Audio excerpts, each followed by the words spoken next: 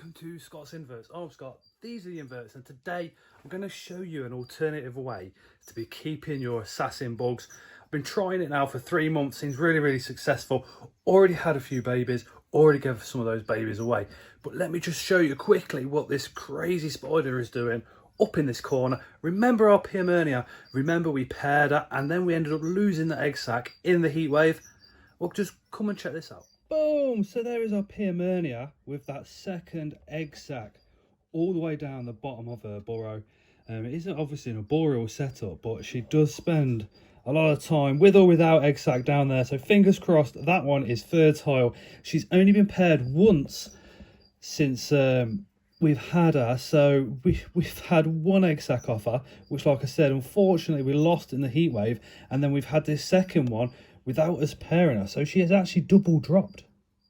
Boom! So that is mental. The Pyrmania Amelia female has actually double dropped. So double dropping means that she's had 2 sacs off the same pairing that we did all those months ago. So hopefully those are fertile. But anyway, let's go on to today's video, which is our alternative look at keeping these Pistilia Horodia.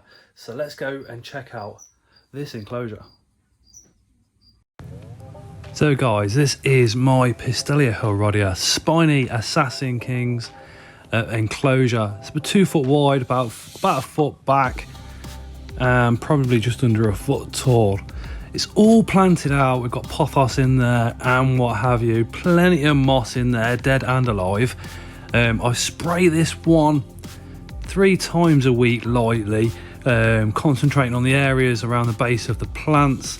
We've got tons and tons of babies from out of here in literally the last 3 months it's been set up, and I've given away loads. That piece of cork bark at the back, that big round piece, is where a lot of the adults tend to hang out.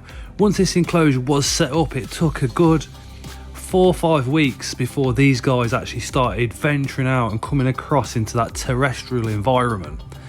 So it's all arboreal at the back, terrestrial at the front. As you can see here, here's one of the nymphs.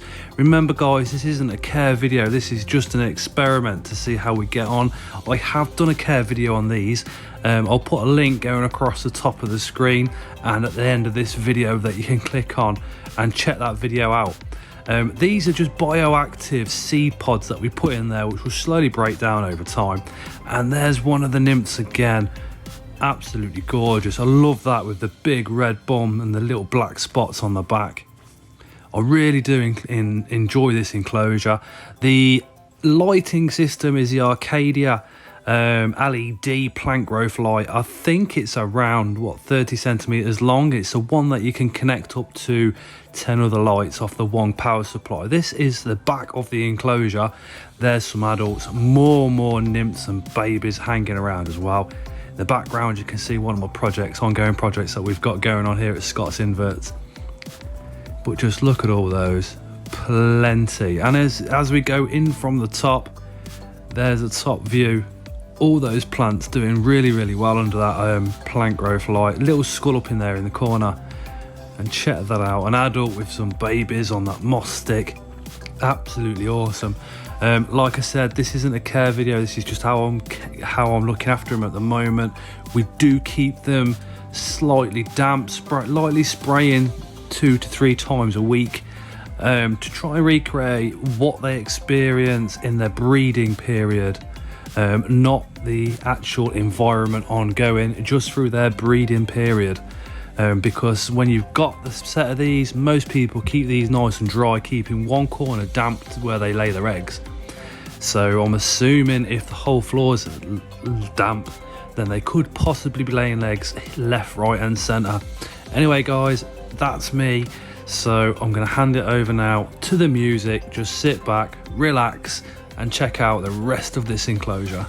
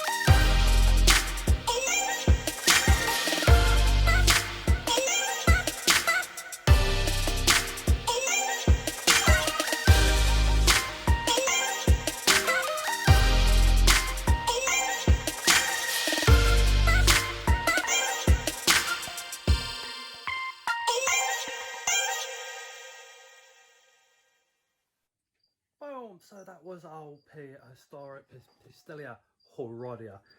This is an Ivana top. This is the Alban Bleach. Hence why we've got this one. It's not actually something I've done. It's part of the design. Just so you guys know, if you're not subscribed, remember to subscribe and hit that notification bell. This Tuesday we are going live with a lot of DWA, or in the States, venomous snakes, gilly monsters, caimans, all sorts. So make sure you're around for that one. It's 8 p.m. British Standard Time. But thank you so much for watching.